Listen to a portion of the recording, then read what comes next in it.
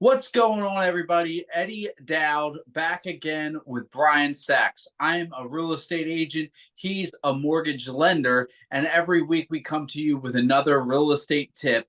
And this week, there's been some changes in the way that real estate is done, some changes in the way that real estate's done, and some changes in the way that things will move forward. Some things will stay the same, some things will be a little bit different. Nothing to go crazy about or think the sky is falling, but there are some changes that have recently happened. We're here to talk about them.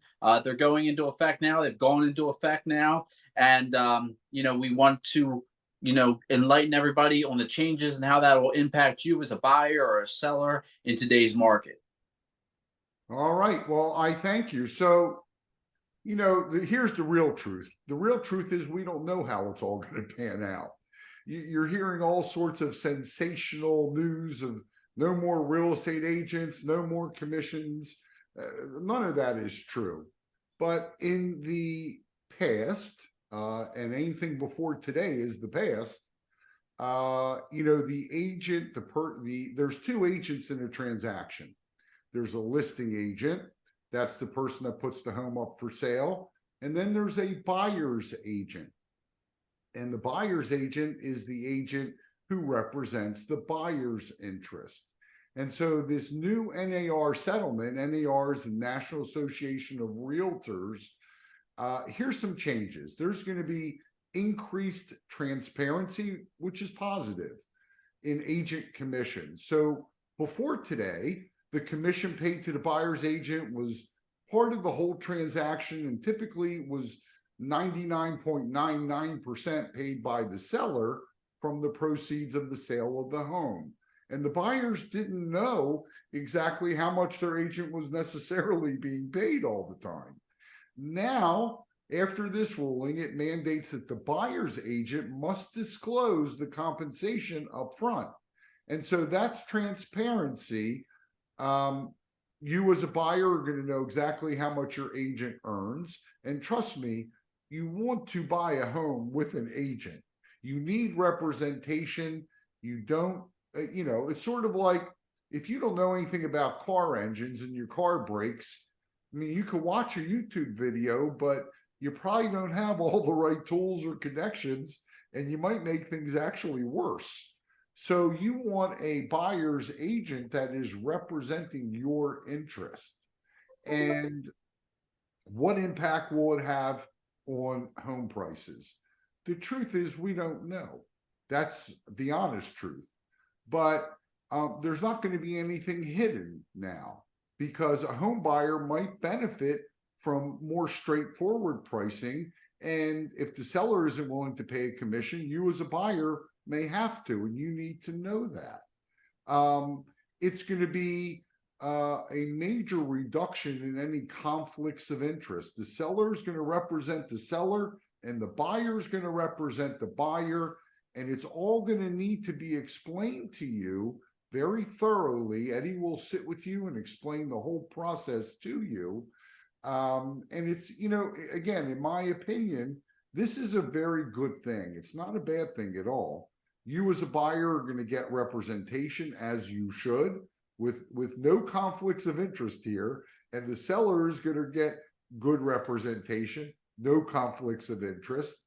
But it is a new landscape, and we are going to be sort of muddling our way through it.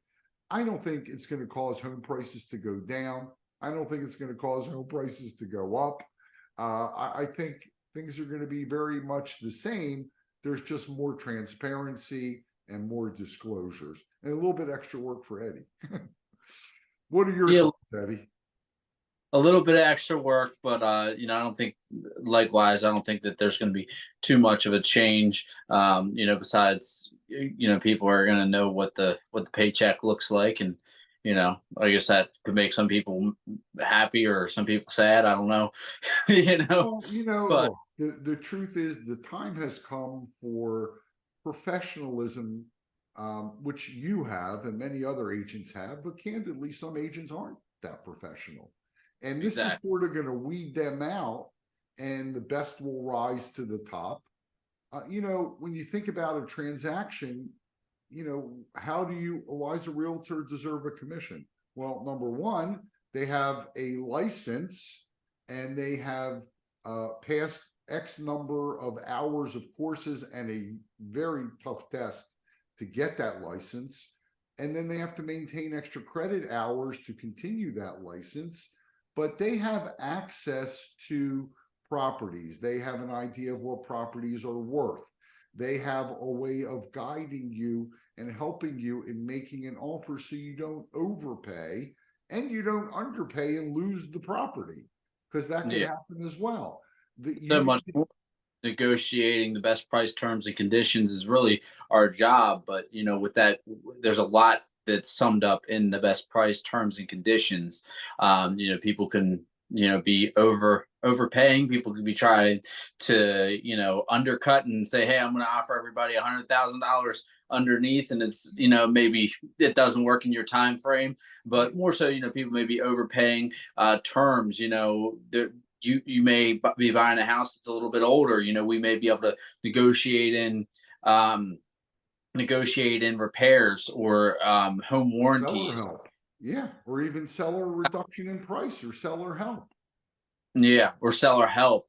Seller credits. All these things are stuff that we know how to look at a situation and negotiate the situation. That's really what we do, other than just putting on a suit and tie or Yeah, look, showing a a, a, is. a trained monkey can show you a house, okay?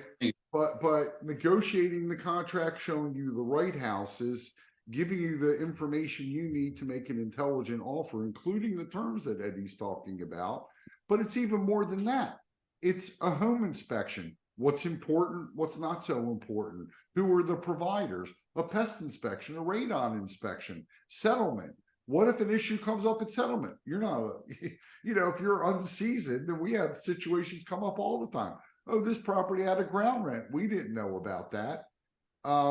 There's all sorts of ways that Eddie protects you as a buyer and earns his fee. It's no different than a surgeon.